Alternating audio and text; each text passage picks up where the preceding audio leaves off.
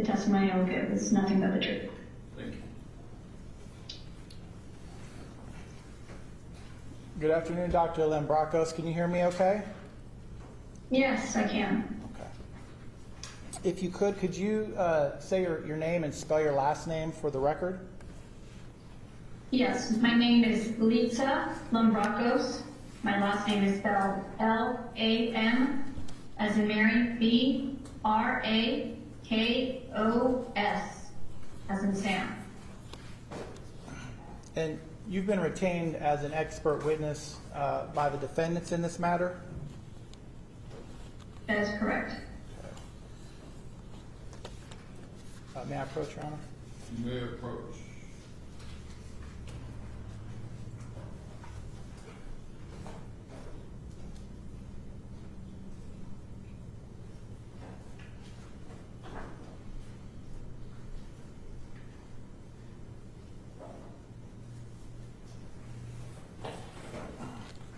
If you could, Dr. Lambrakos, could you open up Exhibit O, which is your curriculum vitae? Yes. One moment.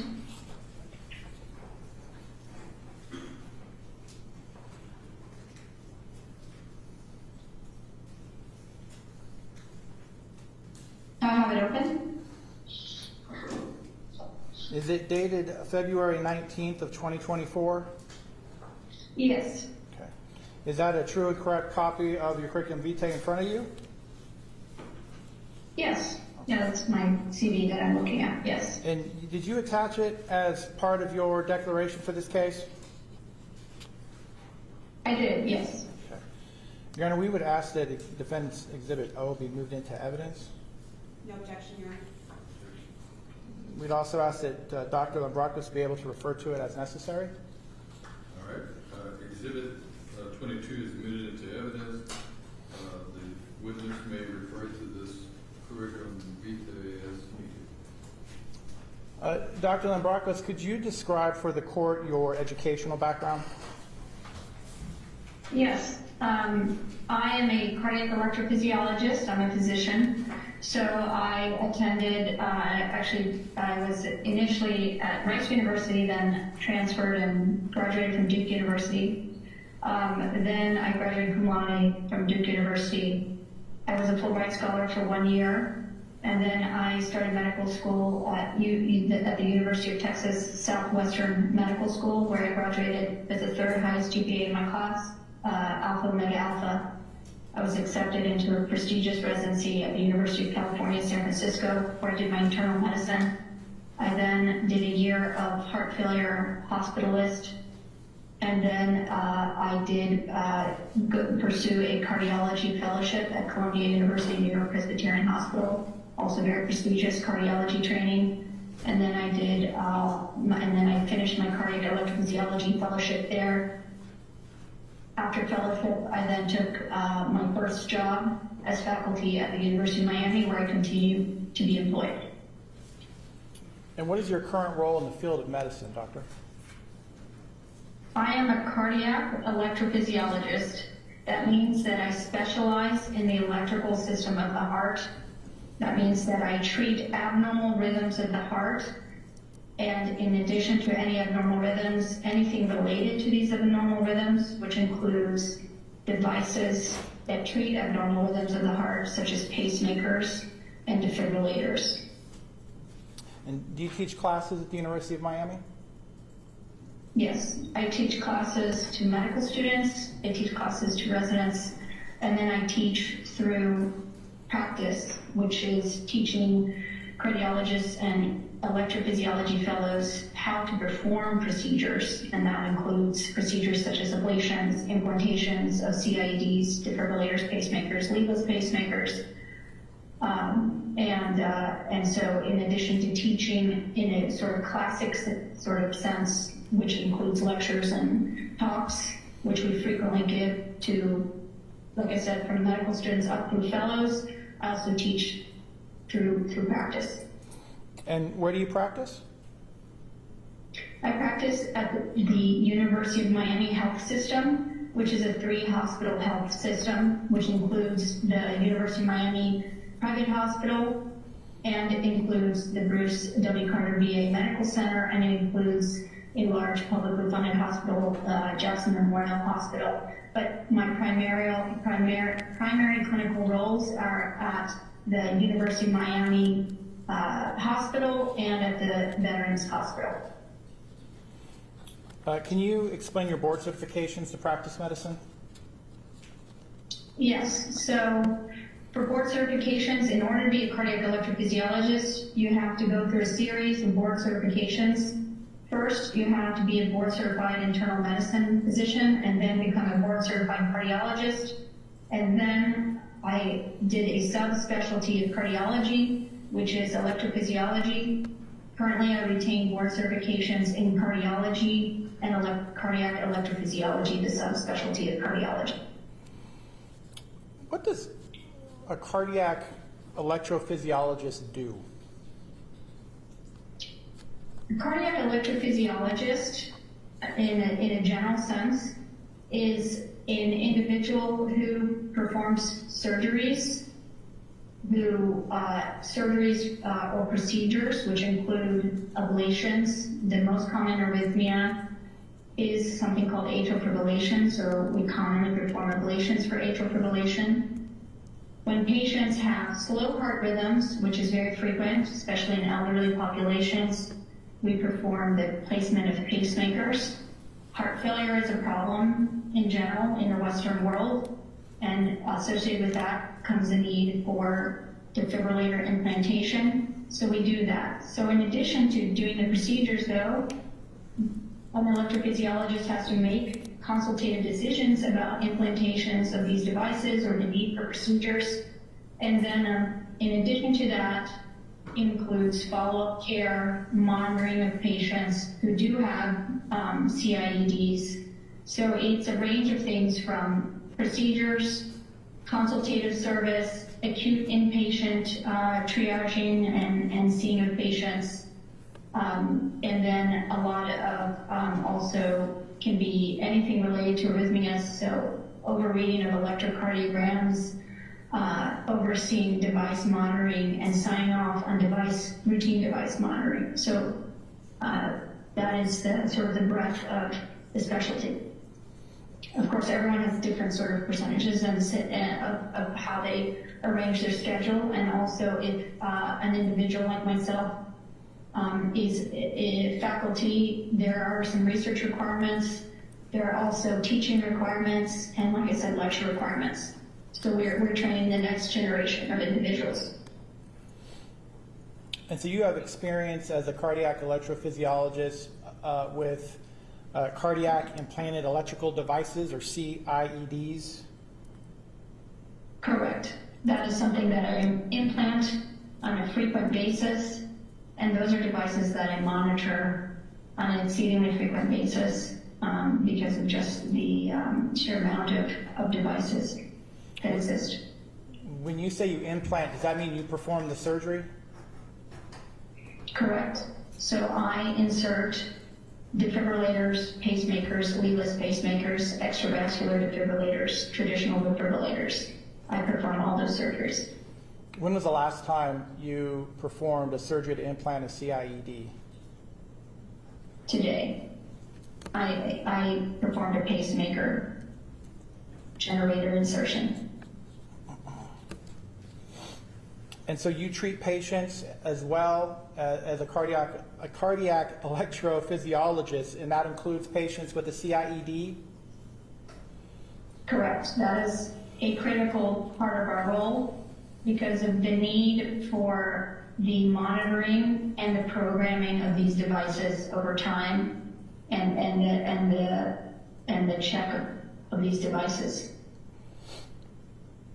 How many patients in your career do you believe you've treated with a CIED?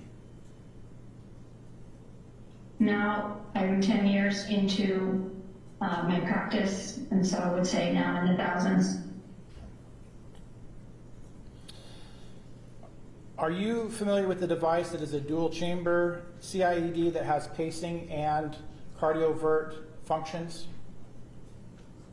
Yes, all defibrillators have the ability to be pacemakers for the most part. There's some rare exceptions, but the classical transvenous defibrillators are pacers as well. They have pacing capabilities in addition to the defibrillating capability. And as a physician treating these patients, does that treatment include prescribing them medications to treat their conditions? Yes. There are different cardiac conditions, and so we are treating the patients, a lot of the patients with this have other arrhythmias, or they may have heart failure. So I do manage heart failure, and other things associated with the need for a defibrillator. When you say heart failure, what do you mean? So frequently patients with a defibrillator have a syndrome of heart failure because the major criteria for defibrillator implantation is that one has a weak heart. Now, there are some exceptions to that, but when the pump function of the heart starts to weaken, once it weakens beyond a certain point, those patients typically meet criteria to receive a defibrillator. So there's a lot of overlap between an electrophysiologist and a heart failure physician. Now, for the routine monitoring of their heart failure condition, usually that is a general cardiologist or a heart failure specialist. But since we are encountering the patient, we are also, since I'm also a cardiologist, I'm a subspecialist of cardiology. I do frequently also adjust medications related to their heart failure.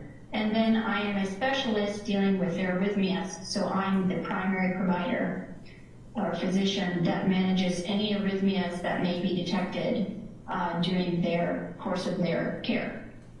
What is an arrhythmia?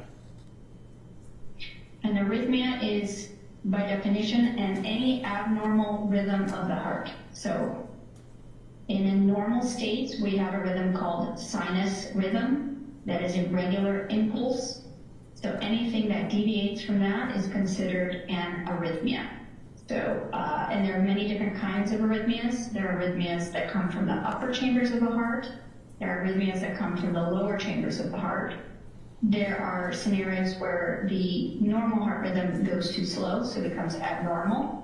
And there are scenarios where even in a normal situation or a normal intrinsic rhythm may go too fast. So any of those scenarios, a cardiac electrophysiologist is responsible for that kind of care. And we get those referrals. You mentioned as being on faculty at the University of Miami, you're required to do research. Can you describe the areas of your research? Yeah, so I've done research I've collaborated and done my own research in a variety of things. That includes atrial fibrillation type research. I've been involved in some research involving sudden cardiac arrest. I've also been involved involved in looking at the acceptance of defibrillator therapy in different patient populations, and I've written on that. And I am currently in several projects looking at ablation for atrial fibrillation, persistent atrial fibrillation. I'm looking at a population-based assessment of fast heart rates, and then I'm also looking at research for, I'm also involved in a project looking at the Havana syndrome and abnormal EKGs related to that. Have you published any works related to CIEDs?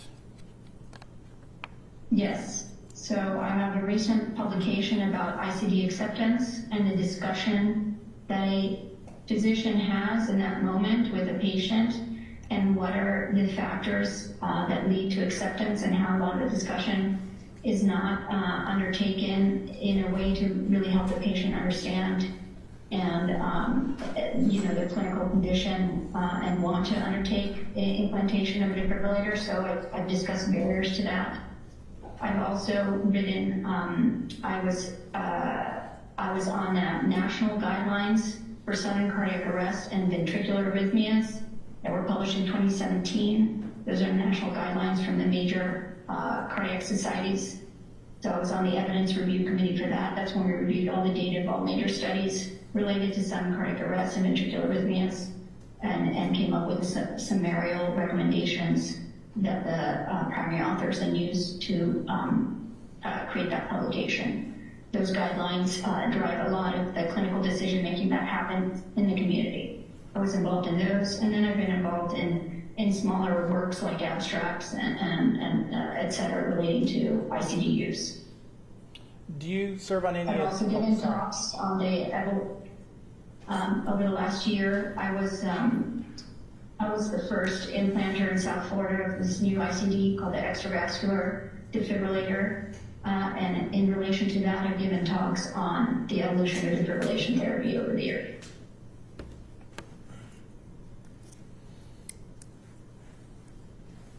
And you're a member of advisory boards? Yes. Which ones?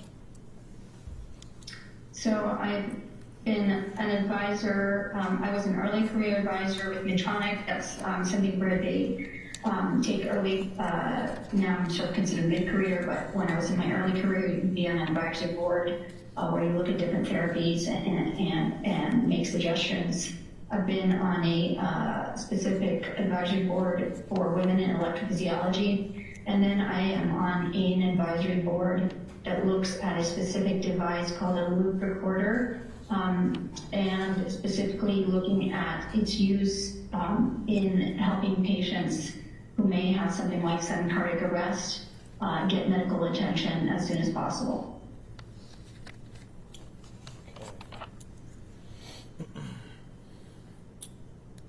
Have you ever provided an expert opinion in litigation before? Yes. So I have, go ahead. You know, roughly how many times? So in my written testimony, I wrote 3 times, 2 times in the last 4 years. To your knowledge, have you ever been excluded as an expert witness? No. Your Honor, the defendant's tender Dr. Lambrakos as an expert in the fields of cardiology and cardiac electrophysiology. No objection on those particular subject matters, Your Honor, which will withhold objection on other matters within her declaration at a later time, and of course subject to further cross-examination of her credentials, which I'm not going to void out right now. So this witness is accepted as an expert in cardiology and the subcategory of cardiac electrophysiology, and may testify as an expert in those 2 areas. Thank you. While we're waiting, if you could go ahead and pull out your declaration, Doctor. Sure.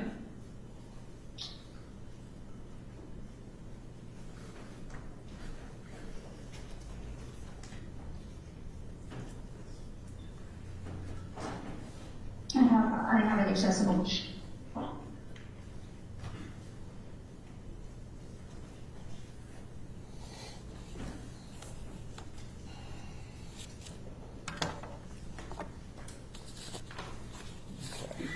Do you have the declaration of Litsa K. Lambrakos, MD, in front of you, Doctor? Yes. And it's dated July 10th of 2025? Yes. Is this a true and correct copy of the declaration you submitted in this case? Yes, this is the same copy that I submitted. Your Honor, defense would move defendant's exhibit N into evidence. Your Honor, we object to the omission of defense exhibit N because it contains improper bolstering of Dr. Antonini's testimony, for which Dr. Lambrakos is not competent to testify. There's no foundation that she's qualified to testify in the field of anesthesia, neurology, pathology, etc. With respect to certain opinions that she has within the declaration, I'm sure counsel is going to ask her about those opinions today, but her references to Dr. Antonini are peppered throughout this declaration, and so it's not possible to simply excise those. And so we object to the improper bolstering, lack of foundation, and hearsay contained within this declaration. Your response. Your Honor, the court's already heard this objection and overruled it in response to this motion. I'd also point out that Dr. Lambrakos relies on Dr. Van Norman's declaration as well in forming her opinion.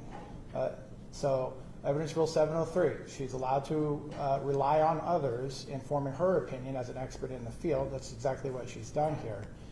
She is subject to cross-examination, but there's no need to exclude this declaration. It's already been admitted and is on the record from Monday.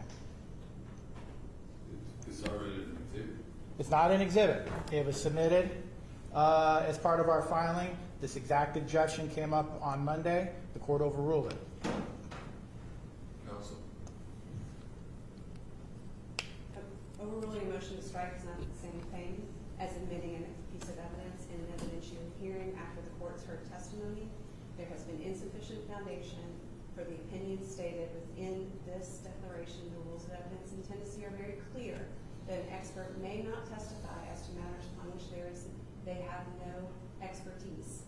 Experts may testify as to matters that they, in their expertise, would rely on in the normal course of business. But this is not within the areas of pain management, anesthesia, forensic pathology, are not within this witness's experience, at least as has been testified to so far today.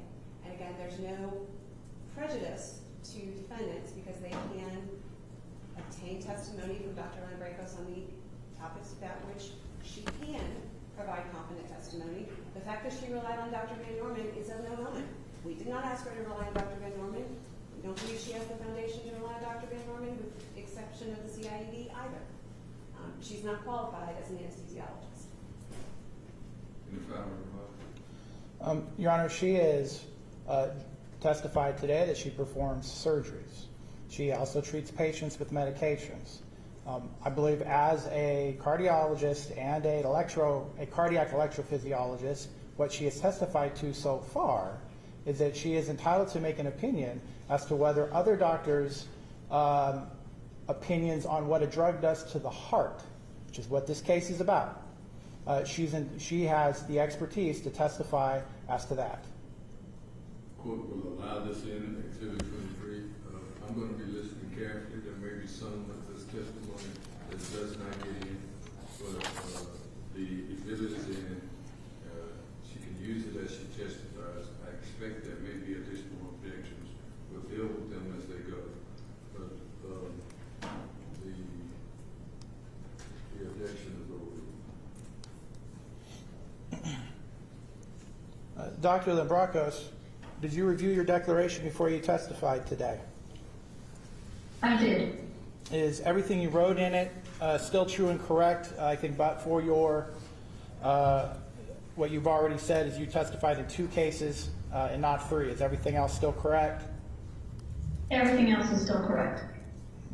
And did you give your opinion in this declaration to a reasonable degree of medical certainty?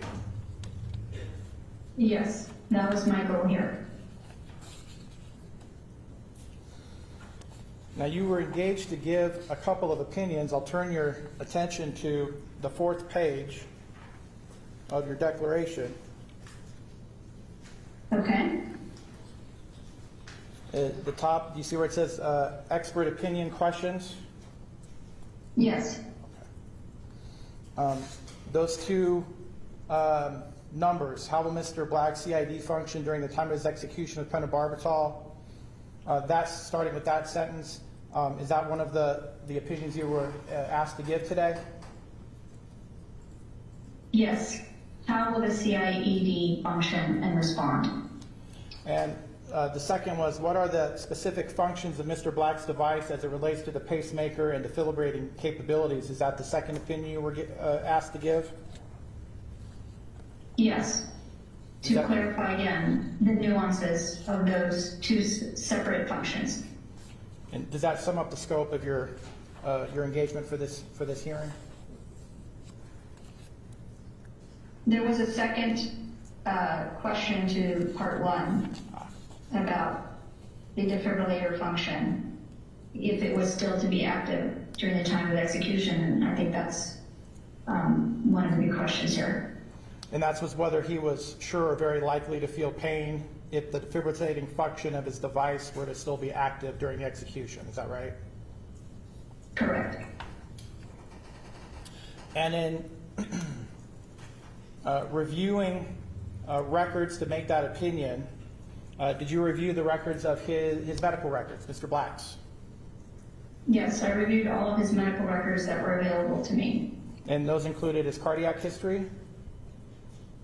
Yes, as much as cardiac history was available in the medical records that were available to me. And that include records regarding a CID implantation? Excuse me, Your Honor, again. Yes, there was an operative report about the CIUD implantation. And it was a typical operative report, like the ones that we typically write. And The concern is about DB, so. did those records also include a model of the CID that was implanted? Yes, that was referred multiple times. It was referred to multiple times in the medical records, the model. And those records also included the CID programming for Mr. Black, or no? Yes, it includes the programming from the operative report, and then it appears that that programming was then also referenced to in the follow-up visit that he had in August Excuse me, Your Honor, of 2024. if I might at this point just interject, because I know that there's a problem with objections and going to the witness, etc. I'm just going to have an objection to opposing counsel continuing to lead on direct after objections have been sustained and he's been told not to lead. And I know the witness isn't hearing those objections and so doesn't know the pause. I don't know how to address that other than to ask that the court instruct opposing counsel not to lead on direct. Be careful about the form. Yes, Your Honor. Dr. Navrakos, did you review the declaration and report from Dr. Van Norman? Yes, I reviewed that, and I reviewed it today, as well as Dr. Antonides. And did you review the lethal injection protocol? Yes, I reviewed the Tennessee lethal injection protocol. Now, as it relates to Mr. Black, based on your review of his medical records, can you describe his cardiac condition? Yes, he has very advanced severe heart failure and had a device implanted last year for primary prevention. That means that he had not had a sudden cardiac arrest yet, nor ventricular arrhythmias, but had such advanced heart failure that he met criteria by current guidelines for implantation of a defibrillator. He has pacing capabilities on his defibrillator, but he does not pace frequently. He does not really require pacing. And he's currently programmed right now with settings to give defibrillation at very high rates. In other words, he currently has only a ventricular fibrillation zone. He does not have a ventricular tachycardia zone programmed. And we'll get to that in a minute. Does he have any other medical conditions that would factor into why he would need a CIED?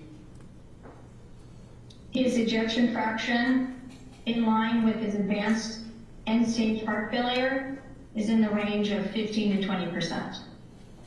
We heard testimony about that on Monday. What does that mean? So a normal ejection fraction is around 55 to 65%. Severe is anything less than 35%. So his range, his most recent numbers were referred to as something in the range of around 15 to 20%. That's considered to be extremely severe. Additionally, he has advanced renal disease, which is frequently seen in the end stages of a heart failure, again without a clear elucidation from the nephrologist about what different causes for the renal disease, but they are interrelated. In most cases, there is something called a cardiorenal syndrome that advanced heart failure patients have. So he most recently was getting prepped for dialysis. So very advanced multi-organ failure. Can you explain what ventricular fibrillation is? Ventricular fibrillation is a state where essentially you have the heart is beating so fast, almost like quivering. It is quivering, and where you have no pulse. It's a pulseless, abnormal rhythm. It's quivering so fast that there is no blood flow pushing forward into the brain. It is not, if left for even, seconds to minutes, it is not compatible with life. And what is ventricular tachycardia? Ventricular tachycardia is a slightly more organized rhythm. There's something called pulseless ventricular tachycardia. Both pulseless ventricular tachycardia and ventricular fibrillation are shockable rhythms. They require CPR if a patient has them because they are non-perfusing. That means that there's no cardiac output at the time of having these arrhythmias. What does non-perfusing mean? I'm sorry. Could you explain that? Yeah. So perfusion, as a general term, means whether you're getting appropriate circulation from how your heart is pumping. So when you have these extremely fast, lethal arrhythmias, you will not be getting appropriate blood flow for your brain to function or your other organs to function. With each contraction of the heart, in a normal scenario, you're pumping a certain amount of blood to give perfusion or circulation to your organs. In the case of pulseless ventricular tachycardia or ventricular fibrillation, you are not providing a pulse, so you don't have cardiac output. You have a scenario where you are not getting blood flow. Now, are you familiar with the CID that is implanted into Mr. Black? Yes, it's one of the later models from Boston Scientific. There are 4 major device companies. Boston Scientific is one of them, and it's a transvenous device. That's a classical device. It's been out for several decades, but it's a later model of that classical device. Okay, if I could turn your attention to page 6 of your declaration. Yes. And in paragraph 2, it says ICD therapy parameters. Do you see that? Yes, I do. Where did that come from? That came from the operative report dated 5/24/2024. And that's for Mr. Black's operation in May of 24? Yes, the day of the implantation. Okay, I'm going to take you through what you've written here. What does zone VF mean? So this is the zone for ventricular fibrillation. It is a rate-based zone, but it is zone because of the fast rate that is typically programmed to. It is zone where there are immediate sort of shocking therapies that are administered as opposed to a watch and waiting approach. So having multiple zones allows one to manage a patient with arrhythmias in different ways, because sometimes patients with heart failure can have slower arrhythmias, and so you don't want to proceed straight to shocks. But at a VF zone, ventricular fibrillation zone, the idea is that arrhythmias that fall in this rate, that's so fast, that's basically non-perfusing, not leading to cardiac output, not leading to oxygen going to the brain. In that zone, you have these treatments, which is then stated below there, therapy and what kind of treatments are given. Let me back up just a little bit. What is an ICD therapy parameter? So it is any sort of programming.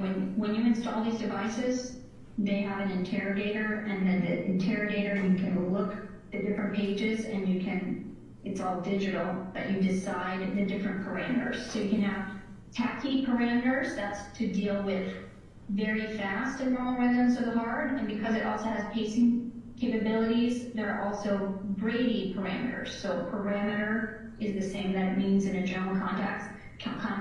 What sort of parameter, what sort of setting, it's like a setting to trigger a different therapy. Who determines what those settings are?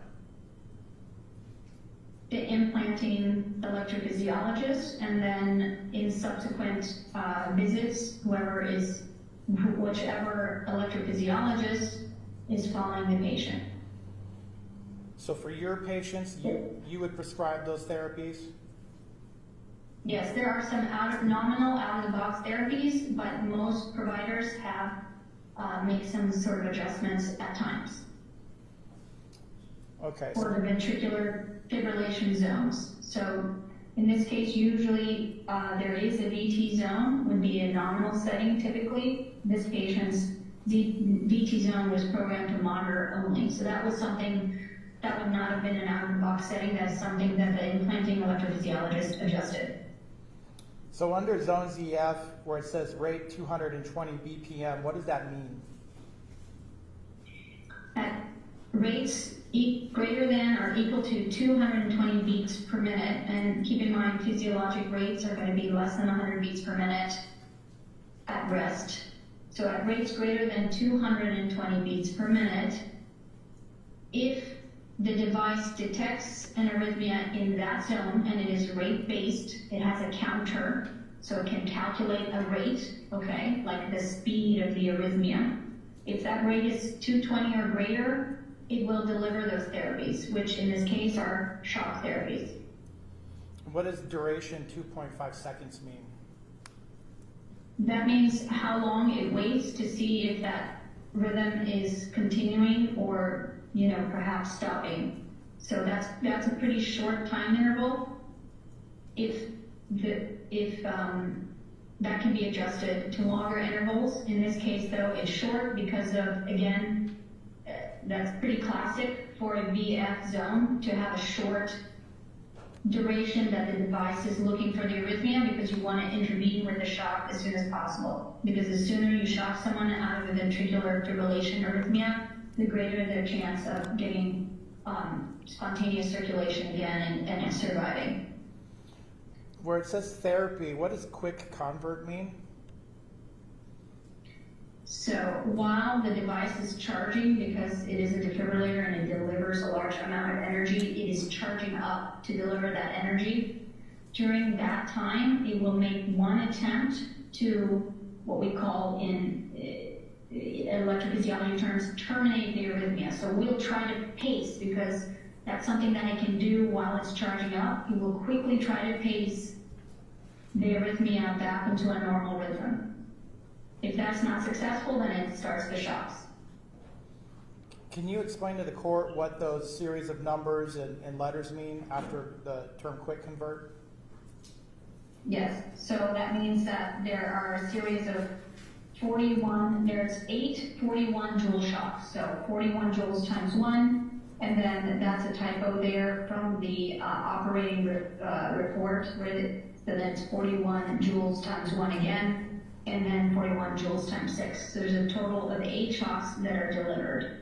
In between those shocks, so the device will give one 41 joule shock, then it will briefly scan the rhythm to see if the patient has converted back into a normal rhythm. That's usually 1 or 2 seconds again. If the patient is found to still be in the abnormal, very fast ventricular arrhythmia, like ventricular fibrillation or pulseless ventricular tachycardia, it will then deliver another shock. Again, then it scans again for a second or 2, and then it will do that up to 6 more times, and then that's it. It will time out. So you're talking about seconds for the whole process. Seconds to maybe a minute because of the assessment and then the shocks. And remind me, what does zone VT mean? So zone VT is a secondary zone that's typically programmed to treat ventricular arrhythmias like ventricular tachycardia that are going to be lower in rates, which means that these patients may have a regular ventricular tachycardia arrhythmia that is life-threatening if allowed to stick around, but because it's slower, it's not as instantaneous in its sort of the collapse of circulation. In this case, the patients are sort of about to imminently be very ill, but there's time to sort of observe it more and have sort of some less aggressive parameters. Usually have something in that zone that's called anti-tachycardia pacing, or ATP, which means again that the device will do multiple series of trying to pace out of that, and then will convert to shocks. But the reason that you have that at a lower rate zone is because those arrhythmias sometimes stop on their own, and you can sort of watch it and you can avoid shocks. But at a fast rate like 220, in almost every device programming, you want to go almost directly to shocks because of the inability for the vascular system, the circulatory system, to really stand any rhythm at that rate. And because almost every rhythm at 220 or greater is going to be this quivering ventricular fibrillation. Where it says therapy monitor only, what does that mean? That means that the device will only monitor it, it will record it, the episode, but it will not deliver any therapies. It will do nothing except record the episode. So it will record any event that exceeds a rate of 180, and it will capture it and save it for review when the device is checked the next time. So if I'm understanding it correctly, if Mr. Black's heart goes into ventricular fibrillation at a rate under 220 beats per minute, will the CID shock him?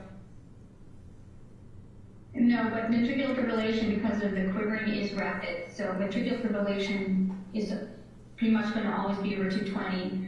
But if he has a ventricular tachycardia, which is a more organized rhythm, but still potentially life-threatening, and it is under the rate of 220, the device will not do anything. Doctor, yes? As it is programmed. Monday, we had heard testimony that these programmed therapy parameters can change. Is that true? ICDs do not autonomously change their core therapeutic settings. They do have some algorithms to make some small automatic adjustments in pacing therapies. But there will be absolutely no automatic changes by the device for ventricular tachycardia or ventricular fibrillation zones. There's no device from any device company that does that. That has to be programmed manually by a physician at bedside through the interrogator. Have you ever experienced an ICD's program therapy parameters changing on their own? I have never experienced that, no. It's just not possible. This is a device that has to be programmed.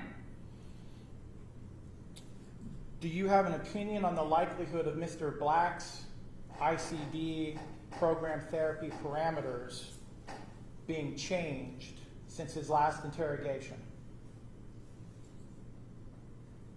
I believe that there would be record of Mr. Black going to a physician's office to have it changed. You would need an interrogator, and I believe it would be documented otherwise in his medical records. There is no possibility that these would have spontaneously changed on their own. Just to clarify, in ventricular fibrillation, is the heart pumping blood? The heart is not capable of pumping blood because it's basically quivering and there is no pulse. So there's no pumping blood. So in that case, does the brain receive oxygen? It does not, which is why it is a life-threatening emergency. So this is something for which CPR has to be initiated immediately. Which is CPR, we give chest compressions, which is a way to try to get oxygen to the blood. We give CPR specifically for these arrhythmias. We either try to shock the patient out of it, and in between shocks, we're pushing on a patient's chest to try to bring some small amount of blood to the brain, because pulseless VT and ventricular fibrillation do not bring oxygen or blood to the brain. After your review of Mr. Black's medical records, do you have an opinion as to what would happen if his heart reached 220 beats per minute in ventricular fibrillation? Mr. Black has advanced heart failure with a very low ejection fraction. So he's extremely susceptible. If he goes into ventricular fibrillation, he is extremely susceptible to having an immediate circulatory collapse. What does that That would mean? occur with almost any patient. So at any rate above 220, Mr. Black's heart just would not be able to take that, and he would be extremely close to death. Your declaration mentions hemodynamic collapse. What is hemodynamic collapse? So hemodynamics, as a general term, are what it means, like what is someone's blood pressure, what is someone's pulse, what is someone's oxygen level. So hemodynamic collapse means that basically there's no pulse, there's no blood pressure, and the oxygen level is extremely low, if not null. In your opinion, would Mr. Black be aware if his heart went into ventricular fibrillation at 220 beats per minute? Excuse me, Your Honor, I'm going to object at this point because now we're going into the issue of awareness, and I'm going to renew my objection. This witness does not provide anything in her declaration to support her foundation for her ability to give an opinion about awareness. She's not a neurologist, and her opinion about awareness is based on her review of Dr. Antonini's report, which means that it's improper bolstering, it's hearsay, and there's a lack of foundation. So I'm going to object. Counsel. Your Honor, we're not talking about pentobarbital. We're talking about ventricular fibrillation and a cardiologist and electrophysiologist's opinion as to whether one of her patients were to go into someone with this type of cardiac problem, would they be aware if their heart went into ventricular fibrillation? I find it hard to believe that such a person could not make such an opinion. So you're asking this outside the context of anesthesia? That's correct. All right, I'll allow it. Should I re-ask the question, Doctor? So I did hear it. So in the electrophysiology laboratory, we frequently are doing tests where we will try to induce these arrhythmias.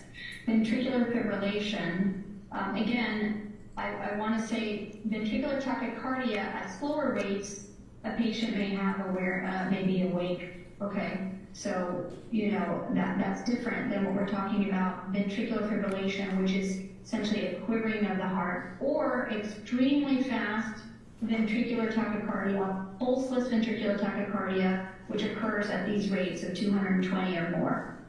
In those two scenarios, the patient is typically completely unconscious. A patient with advanced heart failure is even more susceptible, such that they would become unconscious within split seconds, 2 seconds, because they're already in heart failure, so their heart just can't take anything more. As soon as they have something like this, they would be out. The ventricular fibrillation, like I said, is circulatory collapse. So why do we pass out? That is an area of my specialty. I am a specialist of syncope, which is passing out or collapsing. Why do people collapse? They collapse because they don't have a blood pressure anymore. So they don't have perfusion to the brain. So ventricular fibrillation leads to circulatory collapse, no blood pressure, no perfusion to the brain, and therefore unconsciousness. And is that unconsciousness as a result of a lack of oxygen to the brain? It's lack of oxygen, and that's the primary reason. Much like a heart attack that occurs, it's a blockage and there's no more oxygen to the muscle, and the heart muscle starts dying. It's the same idea here. You don't have, the blood carries oxygen, and then you don't have anything to bring that oxygen into the brain, and that's vital for life. So in your opinion, doctor, if Mr. Black were to experience ventricular fibrillation today, would he feel a shock from his ICD? No, not from ventricular fibrillation.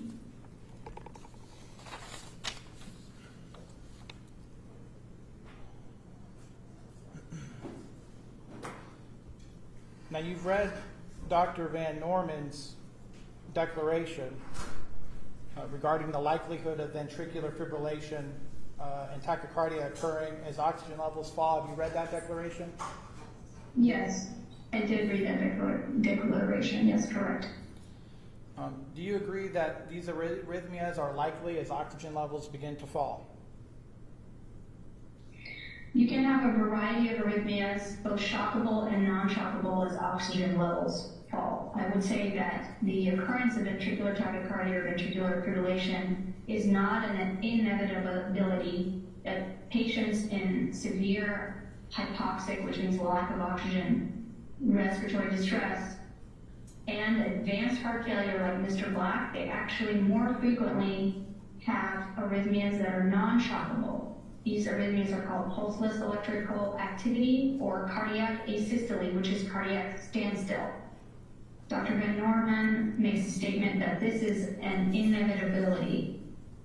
I am not excluding the possibility, but it is not an inevitability that the patient will have ventricular fibrillation. In your opinion, what is more likely to happen as oxygen levels fall to Mr. Black's heart? As oxygen levels fall, I do think, again, because of the setting of his advanced heart failure, when they looked at sudden cardiac arrest in patients with advanced heart failure, they more frequently die, not from ventricular tachycardia and ventricular fibrillation, but they more frequently die of pulseless electrical activity. This has been studied. So even though it's not an absolute, so like again, I want to say again, it's not an absolute that this patient will have ventricular tachycardia, ventricular fibrillation. What will most likely happen is that the patient will have one of these other non-shockable rhythms. Again, though, I cannot exclude the possibility of a shockable rhythm, like ventricular fibrillation, in the last throes stages in this period right before death. If pulseless electrical activity occurs, will Mr. Black's ICD deliver a shock? No, it will not. If cardiac asystole occurs, will Mr. Black's ICD deliver a shock? No, it will not.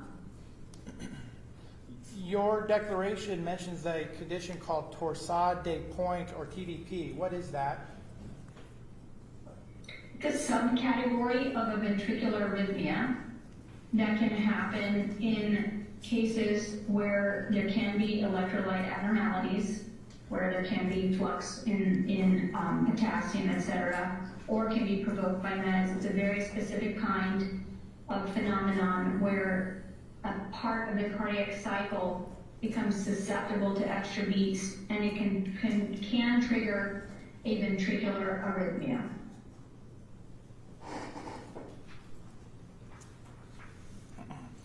Based on your There are some drugs that are known to promote that. So there are lists of drugs that are known to cause this QT prolongation that lends itself to this torsade, which is a type of ventricular arrhythmia. Based on your studies, do you know whether there is data regarding whether pentobarbital causes torsade de pointe?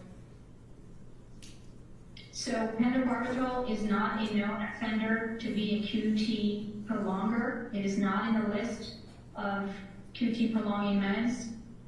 And I did mention a specific paper by a very well-known pharmacologist in the field of EP that has done a dog model of sodium pentobarbital and actually shows the opposite, that it may actually affect the cardiac cycle in such a way to prevent this phenomenon of torsade. And those are, just to clarify, those phenomena of torsade are ventricular arrhythmias? Correct. I want to turn your attention to page 18 of Dr. Van Norman's declaration. Do you have it available? Okay. Yes.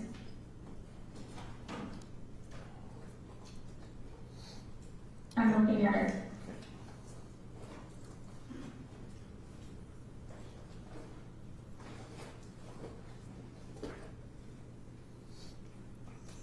There's a section called Summary of Discussion of CIED Function on page 18. Do you see that? Let me see. I see, I'm on page 18. I see summary of discussion, yes, of CIED function, correct. And a little more than halfway down in that paragraph, there's a sentence that starts with when electrical charges. Do you see that? Yes, I see that. Yes, I do. Can you please read that sentence?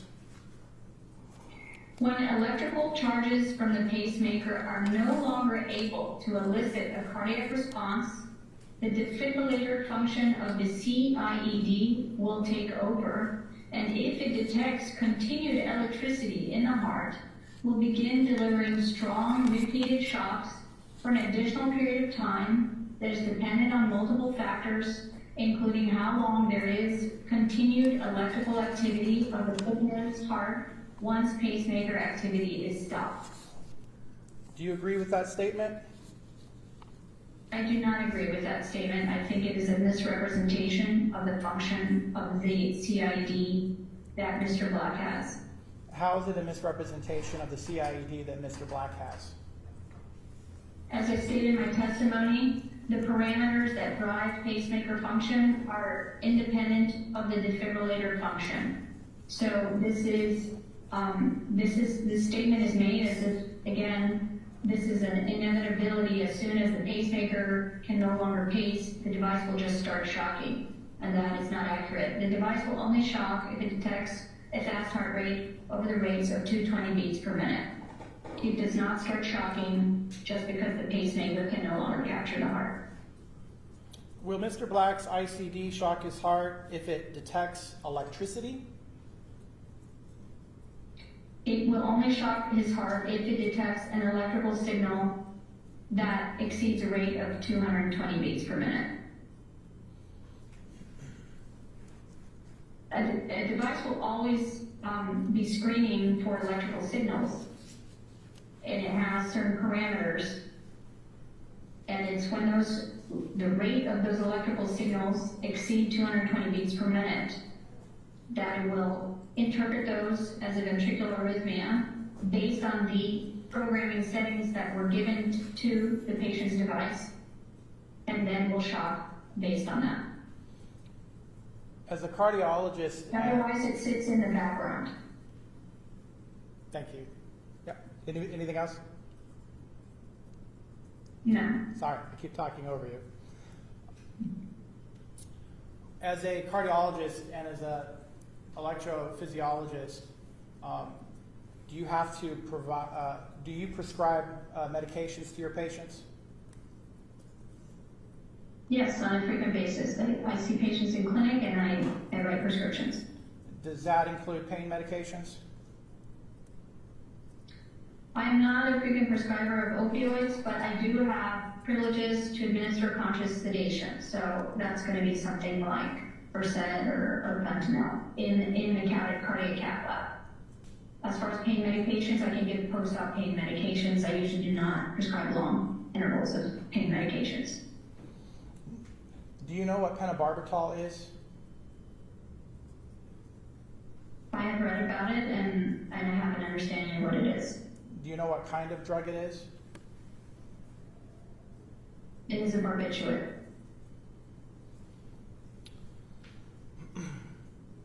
You've read the declarations of Dr. Van Norman and Dr. Antonini. Do you understand that from a dosage of 5,000 milligrams of pentobarbital, that they have both stated that there will be a slowing of heart rate? I understand this from their testimony, but we do have, through the years, I have studied, various classes of drugs. And so barbiturates fall in the category of drugs that depress the central nervous system and depress the respiratory drive. So that was knowledge that I had prior to their statements from my medical training. Through their statements, I had a more nuanced understanding of all the effects. Or not, so again, the knowledge of the CNS depressant and respiratory effects and the cardiac effects, I was aware What is a CNS depressant? What does that mean? Your Honor, I'm sorry, I'm going to object again, just for the purpose of the record. She's already testified that she hasn't used pentobarbital, she's read about it, and she got more information by reading the state's expert's declaration. That's improper bolstering, there's not proper foundation, she's not a pharmacologist, we're going outside her expertise here. Your response? Your Honor, she just testified. She's familiar with it in her medical training, what pentobarbital is. It's a barbiturate and what barbiturates do to the body. She's more than capable of testifying as to what she thinks pentobarbital is going to do to Mr. Black.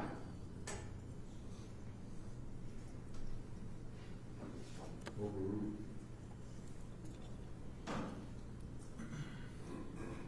Can you explain? Go ahead. Actually, let me ask a question. Yeah. You mentioned CNS depressant. What is that?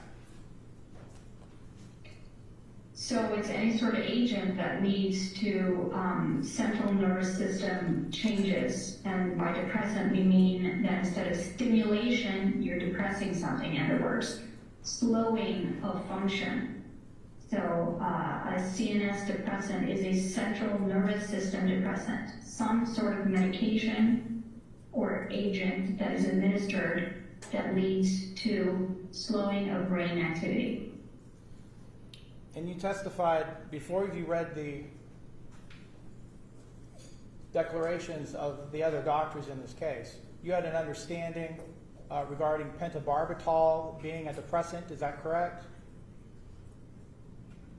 I had an understanding of the activity of barbiturates, and pentobarbital is a barbiturate. What do barbiturates do to the heart?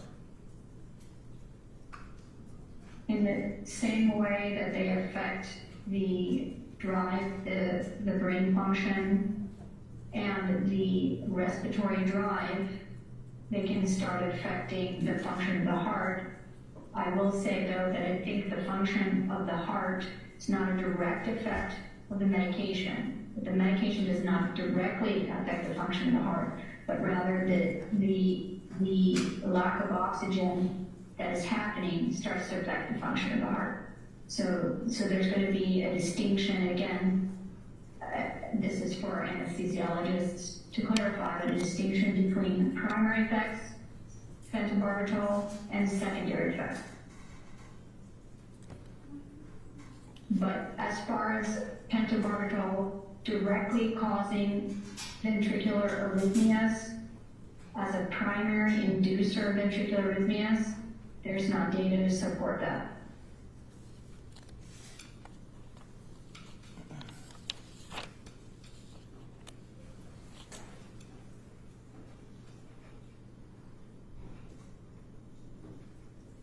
Will the CID implanted in Mr. Black react to a slowing of his heart then?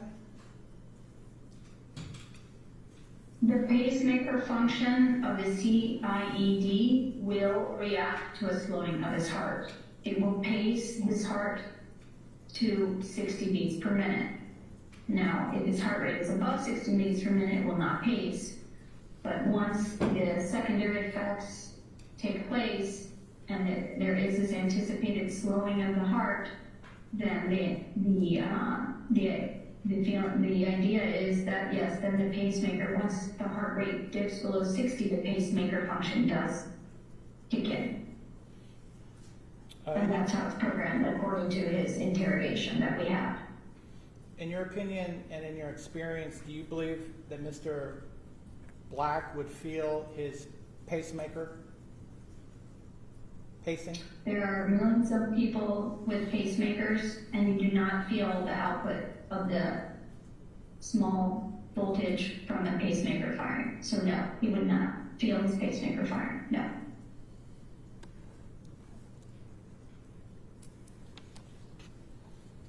Doctor, you testified earlier And I just want to clarify, if Mr. Black, given his current condition, if he were to go into ventricular fibrillation today at a rate of 220 beats, would he feel the shocks from his ICD? This is without pentobarbital.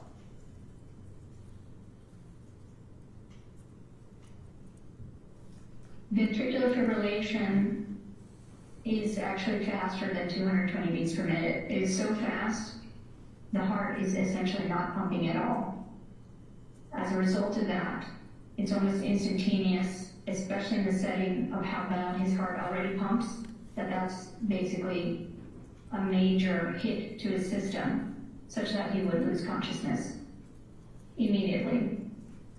The device would see that arrhythmia as it is programmed. It would spend about 2.5 seconds looking at that arrhythmia, and then if it determines that he's still in that arrhythmia, it will start charging. That charging takes about a second or so. During that charging period, it will deliver pacing to try and get him out of the arrhythmia. Then it will shock, and then it will reanalyze. If the patient is out of the arrhythmia, it will not shock again. If the patient is still in the arrhythmia, it will shock again. And then if the patient continues to be in arrhythmia, which would be considered something that we call electrical storm, while he is in electrical storm, Mr. Black would not be feeling the shocks, as he will be in a coma. At that point, the device will shock only up to a total of 8 total shocks. No more than that. There's testimony from Dr. Van Norman that this could be going on for 30 minutes. And again, I want to state that the device will only shock up to 8 shocks, and that would all be over in a matter of seconds to minutes. So just to clarify, it's your opinion that if Mr. Black suffered ventricular fibrillation today, he would not feel the shocks from the device? Yeah, I'm going to object to ask an answer. He asked this question and got an answer he didn't like, and I was trying to get another answer, and he said, Yeah, I think it's asked that answer. Very well, Your Honor. In your expert opinion, Dr. Van Bracos, would the introduction of 5,000 milligrams of pentobarbital make him feel the shocks if he were in ventricular fibrillation? same objection, room. I'll allow it, but A patient like Mr. Black with ventricular fibrillation at exceedingly fast heart rates will be in a coma, such as when the shocks were delivered, he would not feel the shocks, independent of pentobarbital. Thank you. No further questions.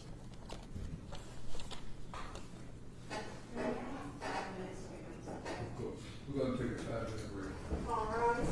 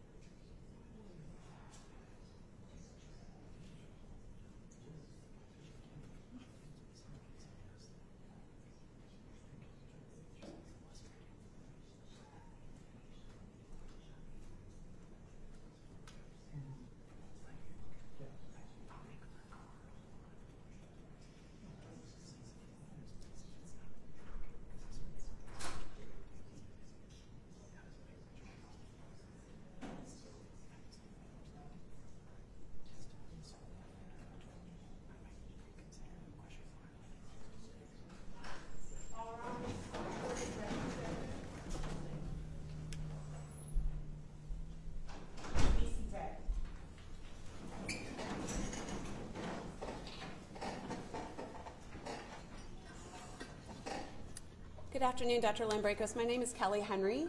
Are you able to hear me? Yes, I can hear you, Ms. Henry. Great. So there's a little bit of a delay in the courtroom between me asking you questions and you giving answers.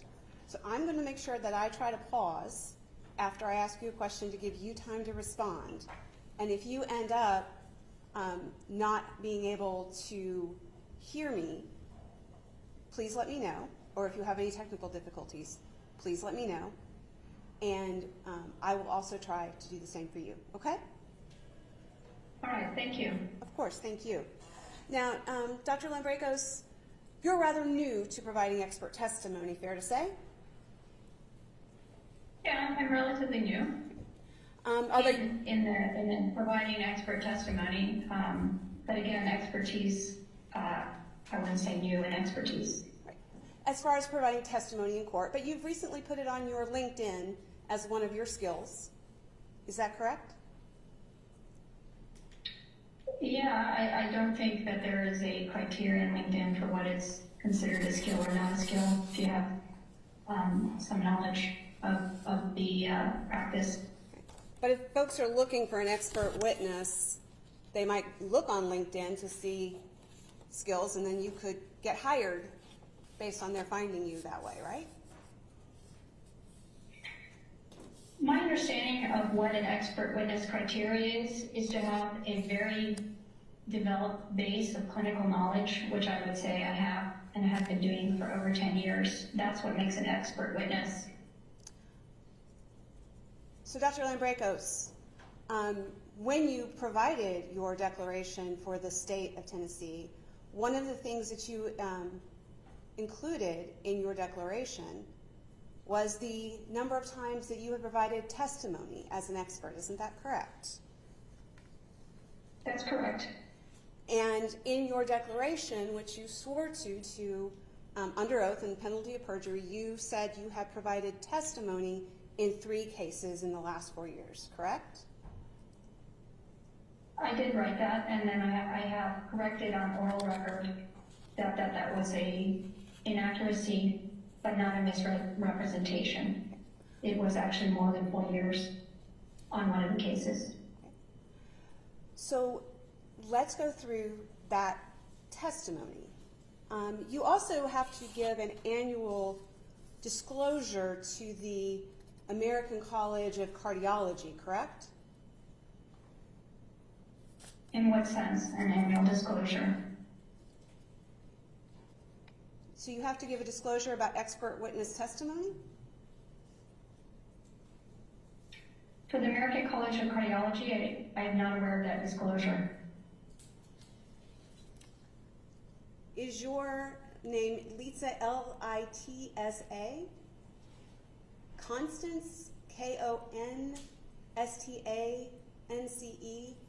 Lambrakos? Yeah, that is my name, correct? And you are an assistant professor at the University of Miami Miller School of Medicine? No, I am an associate professor at the University of Miami Miller School of Medicine, and I've been an associate professor since 2023. Right. Sorry about that, associate. So let me, if I might, show you on the Elmo what the American, let me make sure I'm reading this right. Let me get my glasses. The American College of Cardiology Disclosure System. I read that wrong. So do you recall your disclosure to the American College of Cardiology?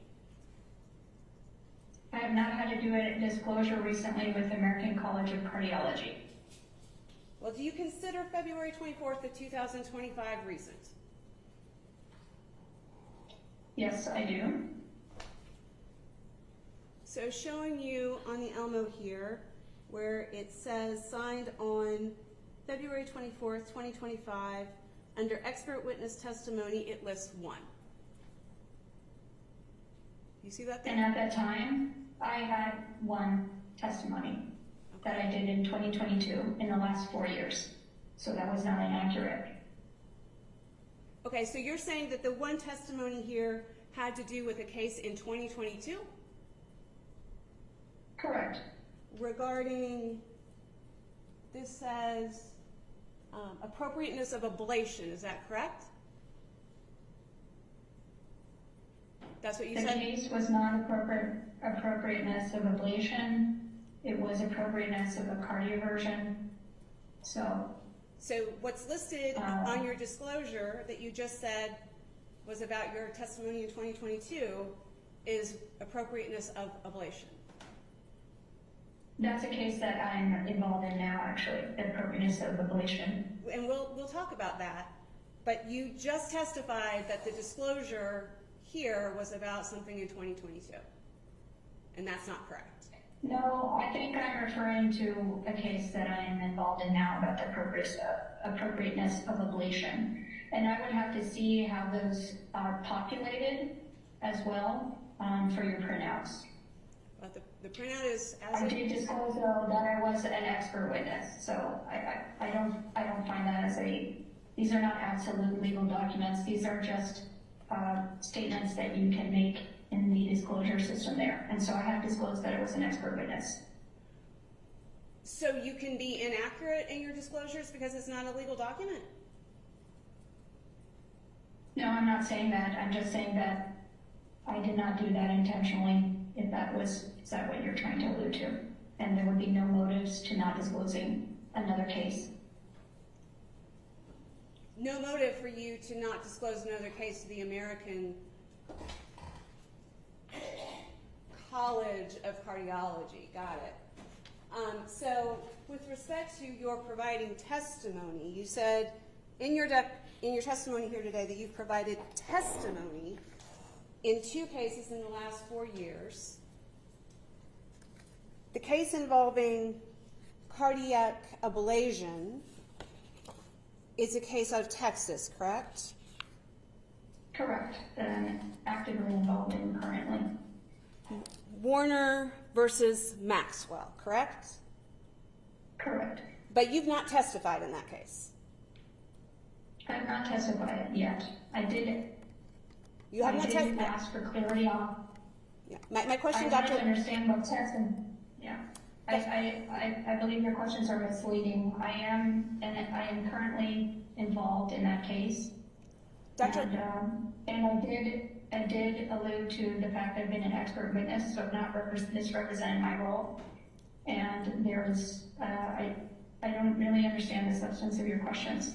Dr. Lambricos, as it is relevant to this case. Dr. Lambricos, you were asked a question about providing testimony. It came up in your declaration. You were inaccurate. You provided a correction. I asked you again about testimony. You were asked on direct examination about testimony. You testified on direct examination and on cross-examination that you provided testimony, and you've just admitted that in the case that is the one case you have disclosed on your professional reporting as having provided testimony, you didn't provide testimony. We're having here, I'm not sure if we have a question. It's a long video. Ask the question. So you did not provide testimony in the Warner versus Maxwell case. I would say that I misunderstood what testimony means. I have met with the lawyers and I have drafted a report. So I apologize if I misunderstood the exact terminology of testimony, but it was no intent to be misleading. In fact, I wanted to be transparent that I am currently involved in a case, and I provided the cases that I've done in the last 4 years. I did ask the counsel on the defendant's side what testimony meant, and I guess I was not clear that I had not, because I am providing that testimony next month, so I've already drafted that report. So I don't see that I misunderstood the exact semantics of the word testimony in a legal scenario, since I'm not technically a lawyer. I am an expert witness for cardiac electrophysiology, and I'm a cardiac electrophysiologist. And with this other case that you were involved in involving cardiac cardioversion, which is the case that you thought you had reported to the American College of Cardiology, that you said took place in 2022, that was a case involving Stacy Grembowicz, Grembowicz versus Gregory Kaufman in Polk County, Florida. Is that correct? Yes. That case actually wasn't filed until September of 2023. Are you aware of that? Yeah, 2023. I may have said 2022, but yes, 2023. And when I submitted, I have an email where I submitted is 2023. So I apologize for the difference in dates. I don't usually have all the testimonies just on the back of my head, exact date. So 2023, you are correct.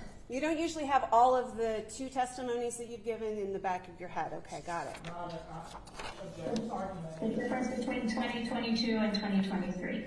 I don't remember, I usually remember the details of when the incident happened, not so much when the date of the trial happened. And you also did not provide testimony in that case either, correct? I did provide a deposition, and again, that was a misunderstanding on my part. I thought that meant testimony. I have a written record of a statement provided by me and signed by me. If I misunderstood that wasn't testimony, then I apologize for the difference in semantics. So I have a written disclosure that the lawyer filed on my behalf, and it to me was a verbal testimony. So on the record in that case, which I placed on the Elmo, there was one notice of taking deposition that was later canceled. So do you ever remember sitting down with lawyers, with a court reporter, lawyers on both sides asking you questions? No, that didn't happen. My verbal understanding of a testimony is a written statement or verbal statement about my opinion on a case. And so if it's different, in legal terms, it's the same scenario as, maybe medical jargon. My understanding of the definition of testimony is if someone expresses a legal opinion on a matter, and I expressed a legal opinion on a matter in that case. To some lawyers, correct? No, it was notarized and submitted, and it is a statement, a written statement, which I can provide you with if needed. Now, there has been an occasion for the court to opine on the credibility of your opinion when you were acting as a treating physician, correct? I'm not sure I understand your question. Did you have a patient by the name, and I'm going to have to spell this for the court reporter, of Naomi Valenzuela, Naomi spelled Noemi, Valenzuela, Valenzuela. Do you recall? Yes, I have that patient, and I continue to see her, yes. Yeah. And you're aware that the administrative law judge in her case found that your opinion was unsupported, that he discounted your opinion because it was unsupported by musculoskeletal examinations showing no problems with the claimant's gait or ambulation. Are you The woman has a syndrome called postural orthostatic tachycardia syndrome, and she has a very severe form, which is very disabling and is a severe disability. She has extremely severe form, and I referred her to expert centers. She may have filed for disability, I'm not sure. The problem with this syndrome is that it's poorly recognized, and there's not actually anything physiologically wrong with the muscles, but the patient cannot do day-to-day activities. People are severely debilitated. You may have heard of something called long COVID. It's been in the news. A lot of people have long COVID where they're unable to stand. There's nothing actually wrong in the muscular testing. So that was a judgment by a judge that has no statement on my expertise or my ability to diagnose postural orthostatic tachycardia syndrome, which the patient suffers from at a severe level. Respectfully, Dr. Lambrakos, the court is going to be deciding credibility questions. My question to you is whether an administrative law judge discounted your opinion because it was unsupported by the medical evidence. She's undergone testing that substantiates POTS, so I don't know why that, I don't really know the specifics of that determination. I wasn't there. I wasn't present. And that opinion of the administrative law judge was upheld by a magistrate judge and a district court judge. You're not aware of that? No, I'm not aware of that. I provide clinical evidence, I provide the test that she underwent, and at the end of the day, it's left to the administrator, I guess, I'm not aware of that process, to decide if she meets the claims of disability that she is claiming.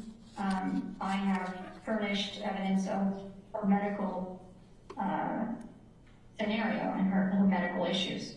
Your Honor, for the record, the case is Valenzuela versus Saul, last name S-A-U-L, United States District Court, Southern District of Florida, November 10th, 2020.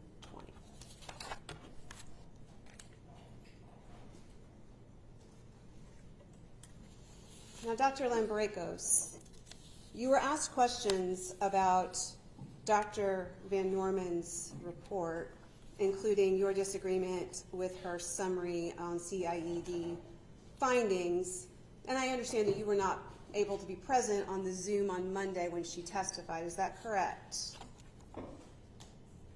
I wasn't present, but I did read her report, and there are inaccuracies there that reveal that she doesn't have a full understanding of how CIEDs operate. Dr. Lambricos, my question was, were you able to hear her testimony regarding her report on Monday? No, I was not. No, I was not. I read her written testimony. Have you been provided with a summary of the way in which she clarified her what she meant in that summary and how she could understand your misunderstanding of her intent? Has anyone told you about that testimony? I've heard about it verbally, but I have not read it, so I can understand that there may be discrepancies between verbal communication and written communication. So you don't have a comment on her clarification to the court through her testimony on Monday, correct? I do not have a comment right now, no, but you could provide me with a written testimony and I can make commentary. So we have oral testimony, because this is a hearing,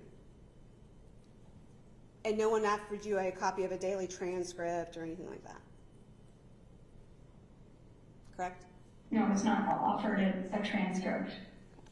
But you do not disagree that the pacemaking function of Mr. Black's ICD will pace his heart if he goes into bradycardia and his heart begins to slow. Once it gets below 60 beats per minute, it will start pacing his heart to 60 beats per minute as long as it is able to, correct?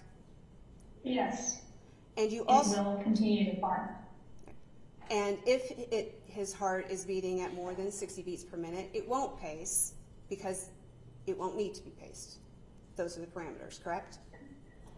Correct. Those are the bradycardia parameters. And so the ICD function, the defibrillating function, doesn't kick in while the pacemaker is going at 60 beats per minute because its parameter is 220 beats per minute, correct? Correct. And you would agree that the surgeon who implanted the ICD in Mr. Black presumed that he would be able to survive ventricular fibrillation because he implanted the device in Mr. Black.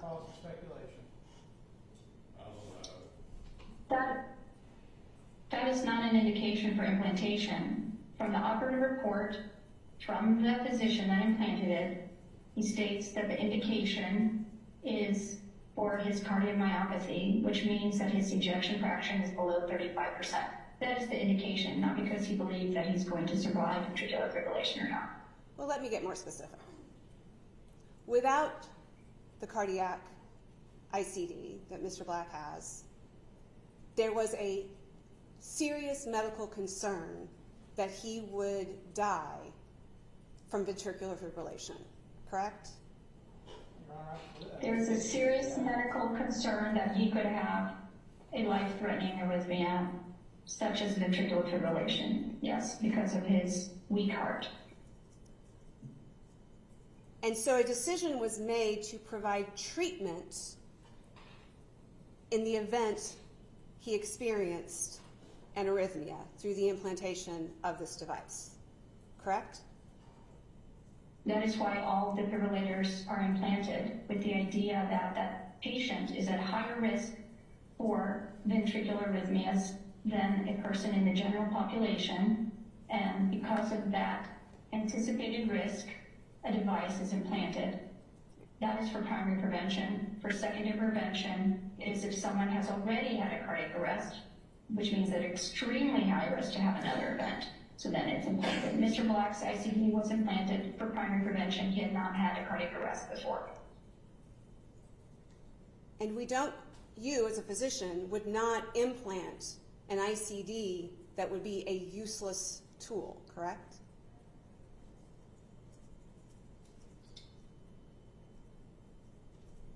I don't believe that your question, I think your question is misleading. There are strict indications so the premise of your question is incorrect.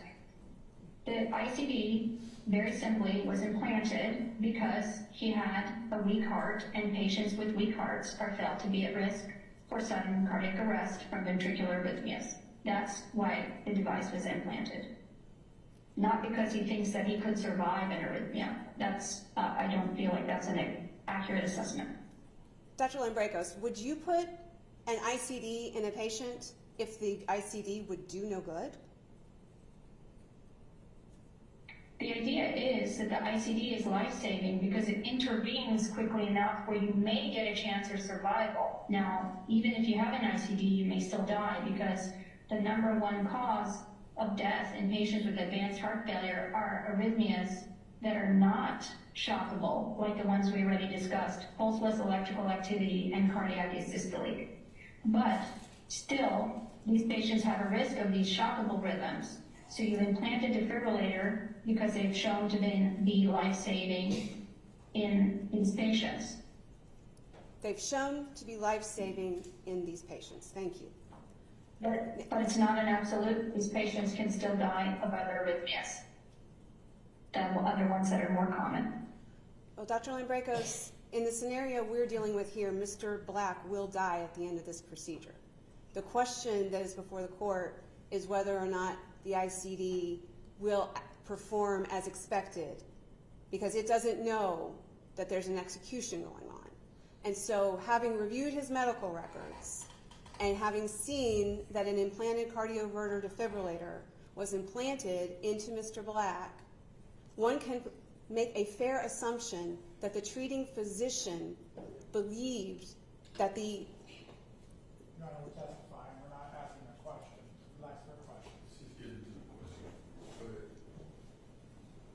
ahead. that the treating physician believed that the implanted cardioverter defibrillator could provide a therapy to Mr. Black, which would include firing of the ICD once he reaches ventricular fibrillation, correct? Your Honor, I object. It calls for speculation. She asked one can assume. So that's the premise of the question. It calls for speculation.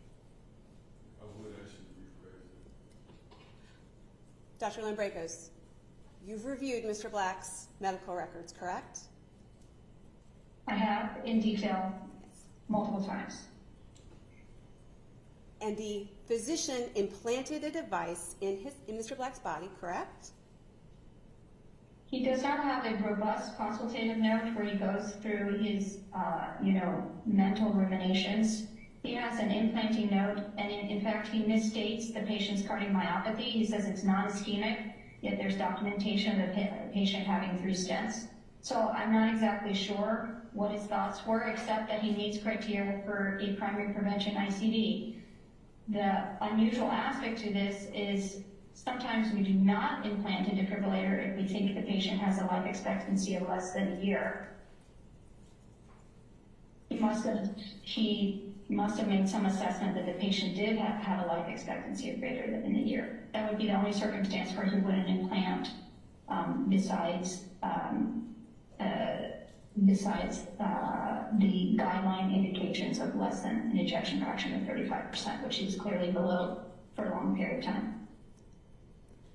And in implanting this ICD, which I think was the question that I didn't get an answer to, in implanting the ICD in 2024 with an expectation that Mr. Black had a life expectancy of more than 1 year, the cardiologist set therapy parameters which included for this device to provide therapy to Mr. Black should he reach ventricular fibrillation. Is that correct? That is correct, except it's very clear from his programming parameters that he only wanted to be a salvage therapy in the most extreme cases, because he did not follow what we usually program for patients, which includes the VT therapy zone. He basically essentially turned that off to a monitor zone. So he didn't want treatments for the patient at lower rates. He only wanted it in moments of extreme duress. So he made an assessment that Mr. Black did not need, his heart did not need those therapies at the VTAC parameter, that he needed it at this higher parameter. That was a decision made with the doctor's orders for implanting the CIED, correct? I don't think your understanding of his implantation parameters is accurate. I actually think that he's basically withholding therapy unless it's extreme because of the patient's scenario. In other words, he's making a social assessment. Again, I can't comment on that. You can comment on the fact that it would be unethical for a doctor to implant a device such as a CIED in a patient if the medical provider believed that the device would not provide useful therapy for that patient, correct? It would be incorrect or against medical legal advice to implant a device inappropriately. The drivers and the motivators may be very different amongst different physicians. Some physicians strictly just follow guidelines. Some physicians take in socioeconomic, not economic, but socio scenarios into account, but that may not be everyone. Mr. Black meets criteria for implantation of an ICD based on his low ejection fraction, and the idea is that in some cases, in those patients, a device may be life-saving. Thank you. Now, getting back to your report for a moment, you mentioned something about TDP, which is a ventricular arrhythmia associated with electrolyte abnormalities. Dr. Van Norman did not mention TDP in her report, did she? I don't believe she did, no. And neither did Dr. Antonini, correct? No, he did not. You brought it up to discount it, correct? That is a misleading question. The reason I brought it up, so the premise is incorrect again. The reason I brought it up is because if we're thinking about the patient's clinical status and whether the medication that he's being administered will actually trigger an arrhythmia, as we've discussed, there are direct and indirect effects. One of the main things that we do as a cardiac electrophysiologist is we look at medications to see if they promote ventricular arrhythmias or can cause them. And so specifically in evaluating pentobarbital and its ability to potentially promote these arrhythmias, I actually found the opposite. You found that it did not. So I think it's irrelevant. You found that it did. On a basic cellular level, the idea is that it actually affects repolarization in such a way that it may actually be prohibitive towards these arrhythmias. Again, I'm referring to a citation. I did not do that research myself. I'm referring to a very well-published pharmacologist, EP, who's very well known in the EP circles. Because you're not a But pharmacologist. that's a publication that's available. I'm not a pharmacologist, but I'm referring to the literature, which as an expert witness, I'm allowed to refer to literature that is substantiated. Again, Dr. Lambricos, the court will decide what you're allowed to refer to and not refer to. And I'm going to ask you, I'm trying to give you the opportunity to respond. I'd ask for you to also listen to me asking questions when I'm asking a question, okay? Fair? Yeah, I'm happy to abide by your rules. So you're not a pharmacologist, correct? A cardiac electrophysiologist, one of the assessments of cardiac electrophysiology is to understand the clinical effects of medications on the cardiac cycle. That is well within my expertise. I am consulted on a frequent basis to assess a patient's medication regimen and try to assess whether that contributed to a patient's development of ventricular arrhythmias. I believe that falls into the purview of this. Excuse me, Dr. Lambragos. My question was, you're not a pharmacologist, correct? No, I'm not a pharmacologist, but I have studied pharmacology as a medical student. It was one of our courses, correct? You are not an But I'm not a pharmacologist. I'm not a pharmacologist, I'm not an anesthesiologist, correct? But as part of my training, I have had to read and be tested and be aware of drug interactions, drug effects, because they are interrelated with cardiac effects, which is, again, part of my specialty. So we've admitted you're not a pharmacologist, you're not an anesthesiologist, you're also not a pathologist. Correct? I am not a pathologist, no. You cite exactly 2 sources in your declaration, correct? Yes, I cite 2 sources that I felt were relevant.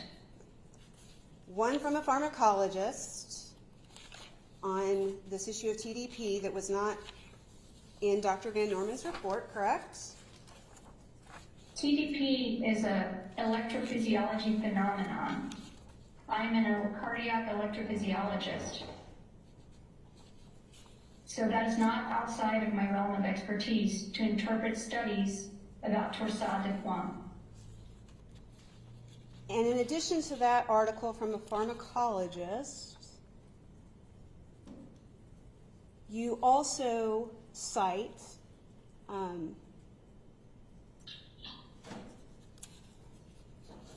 Boston Scientific article, A Closer Look, Magnetic Response of Boston Scientific Cardiac Implantable Electronic Devices, April 21st, 2021, correct? Yeah, Dr. Van Norman cited that as well. And in fact, the Boston Scientific reference is pertaining to the function of defibrillators, which is my specialty, which I need to be aware of when I'm implanting these. And those I don't see how that is outside of my purview. So those are the 2 sources in your report supporting your expert opinion today, correct? Those are the 2 sources for relevant nuances for the opinion that I provided, correct? And you are no longer board certified by the American Board of Internal Medicine, is that correct? Correct, and that's very common that once you become very specialized that you may let that lapse. You testified on direct examination about your board certification in internal medicine, so I just want to be clear, you're no longer board certified. Objection, Your Honor. She did not testify about her board certification in internal medicine. I have a note. I think the fact is, she was at one time and she isn't now. I think that's the fact. Yeah, Yes, sir. I said I have been board certified. You're familiar This is with, a criteria for cardiology certification. You cannot become a cardiologist if you don't pass your internal medicine boards. you're familiar with the Heart Rhythm Society? Yes, And you're familiar with the Heart Rhythm Society's recommendation that terminal patients at the end of life who have a cardiac implantable defibrillator, let's just say ICD, have it disabled at the end of life? those are recommendations, but they, if you look in the literature, it's not a mandate. But it's the recommendation of the Heart Rhythm Society, correct? It's not under any recent guidelines. The references by Dr. Van Norman are from over a decade ago, and they were not written as part of the official guidelines. there are different categories of guidelines. So those are some recommendations. Yes, a paper was written about some recommendations about, deactivation of ICDs at end of life. And that paper represents a consensus of the American College of Cardiology, the American Geriatric Society, the American Academy of Hospice and Palliative Medicine, the American Heart Association, the European Heart Rhythm Association, and the Hospice and Palliative Nurses Association, correct? I believe so in that reference. And when they were writing this, providing this expert consensus statement on the management of cardiovascular implantable electronic devices, they also advised those professionals that it would not be unethical to disable an ICD at the end of life for a person who is terminally ill and who requests his device to be deactivated, correct?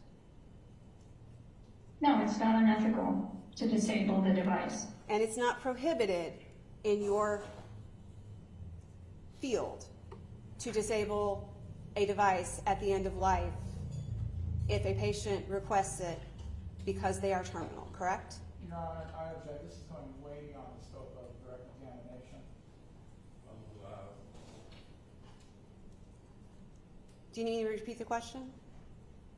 No, I think it's within reason to disable a device depending on the circumstances. Those were not the questions I was asked to answer, though, in my testimony. And if a patient came to you at the end of their life and had an ICD and asked you to disable it because they wanted to go peacefully, you would do so, would you not?